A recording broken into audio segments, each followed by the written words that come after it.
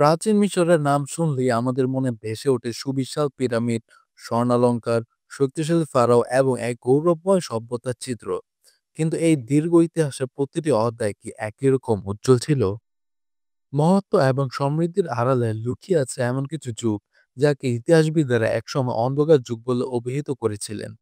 এই সময়গুলোতে ফারাওদের ক্ষমতা ভেঙে পড়েছিল, দেশ টুকরো টুকরো হয়ে গিয়েছিল এবং বিশৃঙ্খলা ছিল নিত্যদিনের সঙ্গী।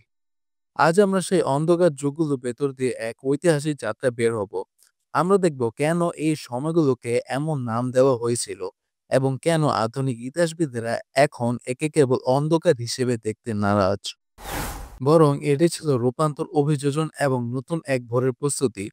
এই ডকুমেন্টারিতে আমরা প্রাচীন মিশরের অন্তর্বর্তীকালীন যুগের গভীর ইতিহাস তুলে ধরব। চলুন তাহলে শুরু করা যাক। পুরাতন রাজ্যের পতন, যাকে মিশরের ইতিহাসে এক বিরাট বিপর্যয় হিসেবে দেখা হয়, তার পেছনে ছিল কয়েকটি গভীর কারণ। ষষ্ঠ রাজবংশের শেষ শক্তিশালী ফারাও পেপি ২ প্রায় ৯৪ বছর ধরে রাজত্ব করেছিলেন। তার অতি দীর্ঘ শাসনকাল উত্তরাধিকার নিয়ে এক তীব্র সংকটের জন্ম দেয়, যা কেন্দ্রীয় সরকারের স্থিতিশীলতাকে দুর্বল করে তোলে। একই সময়ে প্রাদেশিক গভর্নর নোমাকদের ক্ষমতা ক্রমশ বাড়ছিল। ফারাওদের দুর্বলতার সুযোগে তাদের পদগুলো বংশগত হয়ে ওঠে এবং তারা নিজেদের অঞ্চলে স্বাধীনভাবে শাসন শুরু করে। তারা নিজেদের জন্য বিশাল সমাধি তৈরি করত এবং নিজস্ব সেনাবাহিনী গড়ে তুলত। কেন্দ্রীয় সরকারের পতনের পর মিশর দুটি প্রধান প্রতিদ্বন্দ্বী শক্তির মধ্যে বিভক্ত হয়ে পড়ে। উত্তরে হেরাক্লিওপোলিস এবং দক্ষিণে থিবুসের শাসকেরা নিজেদের আধিপত্য বিস্তারের জন্য প্রায় ১০০ বছর ধরে গৃহযুদ্ধে লিপ্ত থাকে। এই সময়টিকে অনেকে বিশৃঙ্খলার যুগ হিসেবে বর্ণনা করেন, কিন্তু প্রত্নতাত্ত্বিক গবেষণা এক ভিন্ন চিত্র তুলে ধরে। এই যুগটি কেবল বিশৃঙ্খলা বা পতনের সময় ছিল না, বরং সমাজের গভীর রূপান্তরের এক গতিশীল পর্ব ছিল। ফারাওদের কেন্দ্রীয় শাসন ভেঙে যাওয়ায় সমাজের নিম্ন স্তরের মানুষের জন্য নতুন সুযোগের জন্ম হয়। আগে যেখানে পরকালের জীবন কেবল ফারাও এবং অভিজাতদের জন্য সংরক্ষিত ছিল, এখন ধর্মীয় ধারণার এক ধরনের গণতন্ত্রীকরণ ঘটে। পিরামিডের মতো রাজকীয় অন্ত্যেষ্টিক্রিয়া সংক্রান্ত বিধানগুলো এখন কফিনের মাধ্যমে সাধারণ মানুষের জন্য সহজলভ্য হয়। এমনকি দরিদ্র মানুষও নিজেদের মধ্যে সমাধি তৈরি করতে শুরু করে। শিল্পের ক্ষেত্রেও পরিবর্তন আসে।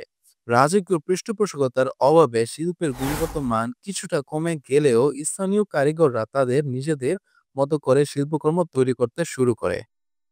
এই স্থানীয় শিল্পকর্মে ফুটে ওঠে তাদের দৈনন্দিন জীবন ও সংস্কৃতি। এভাবে প্রথম অন্তর্বর্তীকালীন যুগ প্রমাণ করে যে কেন্দ্রীয় ক্ষমতা পতনের মধ্যেও একটি সভ্যতা তার স্থানীয় স্তরে বিকশিত হতে পারে। অবশেষে দক্ষিণের শক্তিশালী থেবীয় শাসকরা উত্তরকে পরাজিত করে মিশরকে আবার একত্রিত করে এবং মধ্যরাজ্যের সূচনা করে। এভাবে আপাতদৃষ্টিতে একটি পতন থেকে জন্ম হয় একটি নতুন ও স্থিতিশীল যুগের। মধ্যরাজ্যের স্থিতিশীলতা বেশি দিন টেকেনি। দুর্বল ১৩তম রাজবংশ অভ্যন্তরীণ অস্থিতিশীলতা এবং অর্থনৈতিক সংকটের সুযোগ নিয়ে এক নতুন বিপদ এগিয়ে আসে। তারা ছিল পশ্চিম এশিয়ার সেমিটিক জনগোষ্ঠীর একটি মিশ্র দল, যারা ইতিহাসে হিক্সুস নামে পরিচিত। তারা হঠাৎ করে মিশরে আক্রমণ করেনি, বরং বণিক, অভিবাসী এবং সম্ভবত বাস্তুচ্যুত অভিজাতদের সমন্বয়ে গঠিত এই দলটি ধীরে ধীরে নীল নদের বদ্বীপ অঞ্চলে বসতি স্থাপন করে। এরপর তারা রাজনৈতিক ও সামরিক প্রভাব বিস্তার করে ক্ষমতা দখল করে নেয়। হিক্সোসদের আগমন ছিল মিশরের ইতিহাসে এক গুরুত্বপূর্ণ বাকবদল। তারা মিশরীয়দের চিরাচরিত যুদ্ধ কৌশলে বিরাট পরিবর্তন এনেছিল। তারা ঘোড়ে টানা রথ, উন্নত যৌগিক ধনুক এবং ব্রোঞ্জে তৈরি যুদ্ধাস্ত্র যেমন কুঠার, তলোয়ার ও ছোরা নিয়ে আসে। এই প্রযুক্তিগুলো মিশরীয়দের ঐতিহ্যবাহী অস্ত্রের চেয়ে অনেক বেশি কার্যকর ছিল। হিক্সোসরা মিশরের রাজনৈতিক ক্ষমতা দুর্বল করে দিলেও তারা পুরোপুরি মিশরীয় সমাজ থেকে বিচ্ছিন্ন ছিল না। তারা মিশরীয়দের ধর্ম, ভাষা এবং সংস্কৃতিকে নিজেদের করে নিয়েছিল। কিন্তু দক্ষিণের থিবস ভিত্তিক মিশরীয় শাসকরা তাদের এই বিদেশি শাসন মেনে নিতে পারেনি। শুরু হলো প্রতিরোধ। ফারাও সেকেন্ডাতাও এবং তার পুত্র কামসে এই প্রতিরোধে নেতৃত্ব দেন। অবশেষে কামসের ছোট ভাই আহমস ১ হিক্সোসদের রাজধানী আবারিস দখল করেন এবং তাদের সম্পূর্ণভাবে মিশর থেকে বিতাড়িত করেন। এই বিজয়ের মধ্য দিয়ে মিশরের ইতিহাসে এক নতুন অধ্যায়ের সূচনা হয়, যা নতুন রাজ্য নামে পরিচিত। হিক্সোসদের আক্রমণ মিশরীয়দের নিরাপত্তাবোধকে ভেঙে দিয়েছিল। এই অভিজ্ঞতা থেকে শিক্ষা নিয়ে মিশর সাম্রাজ্যবাদী নীতি গ্রহণ করে। তারা একটি শক্তিশালী পেশাদার সেনাবাহিনী গঠন করে এবং বহিরাগত আক্রমণ থেকে দেশকে সুরক্ষিত রাখতে নিজেদের সীমানা প্রসারিত করতে শুরু করে। হিক্সোসের থেকে শেখা উন্নত সামরিক প্রযুক্তি ব্যবহার করে মিশর একটি আঞ্চলিক পরাশক্তিতে পরিণত হয়, যার সূচনা হয়েছিল একটি বিদেশি আগ্রাসন থেকে। নতুন রাজ্যের গৌরবময় সময়ের পর আবারও মিশরের কেন্দ্রীয় ক্ষমতা দুর্বল হয়ে পড়ে। ফারাও রামসেস ১১ এর মৃত্যুর পর দেশ আবারও বিভক্ত হয়ে যায়। উত্তরে তানিশের ফারাওরা শাসন করলেও দক্ষিণে থিবসে আমন মন্দিরের ক্ষমতাশালী পুরোহিতরা কার্যত স্বাধীন শাসক হিসেবে নিজেদের প্রতিষ্ঠিত করেন। এই দুর্বলতার সুযোগে লিবীয় বংশোদ্ভূত ফারাও শশানক একের নেতৃত্বে একটি শক্তিশালী পরিবার ক্ষমতা দখল করে এবং ২২তম রাজবংশ প্রতিষ্ঠা করে। লিবীয়রা একসময় মিশরের শত্রু হলেও এই শাসকরা নিজেদের মিশরীয় হিসেবে শাসন করত এবং প্রায় এক শতাব্দী ধরে দেশে স্থিতিশীলতা নিয়ে আসে।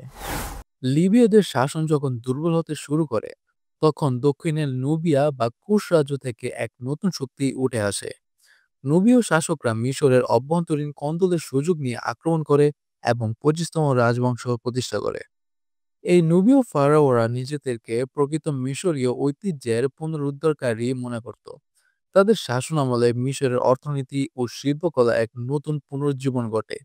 তারা কেবল মিশরীয় ঐতিহ্য ফিরিয়ে আনতে আগ্রহী ছিল না, বরং নিজেদের শিল্পকর্মের নবী ঐতিহ্যকে তুলে ধরেছিল। কিন্তু এই পুনরুজ্জীবন বেশি দিন স্থায়ী হয়নি। পূর্ব দিকে অ্যাসিরীয় সাম্রাজ্যের হুমকি বাড়ছিল। আনুমানিক খ্রিস্টপূর্ব ৬৭১ অব্দে অ্যাসিরীয়রা মিশর আক্রমণ করে নুবীয় শাসন ভেঙে দেয়। দীর্ঘ ৮ বছরের যুদ্ধের পর অ্যাসিরীয় নুবীয়দের সম্পূর্ণভাবে বিতাড়িত করে এবং থিবস শহর নির্মমভাবে লুণ্ঠন করে। এই আক্রমণের মধ্য দিয়ে তৃতীয় অন্তর্বর্তীকালীন যুগের অবসান ঘটে এবং মিশরের ২৬তম রাজবংশের সূচনা হয়। প্রাচীন মিশরের এই তিনটি অন্তর্বর্তীকালীন যুগকে একসময় অন্ধকার যুগ হিসেবে চিহ্নিত করা হতো।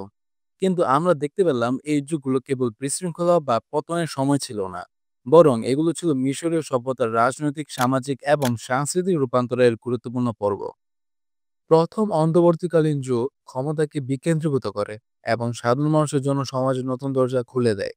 দ্বিতীয় অন্তর্বর্তীকালীন যুগ বিদেশি আক্রমণের মুখে মিশরকে সামরিক শক্তি ও কৌশলগত চিন্তাধারার আমূল পরিবর্তন আনতে বাধ্য করে।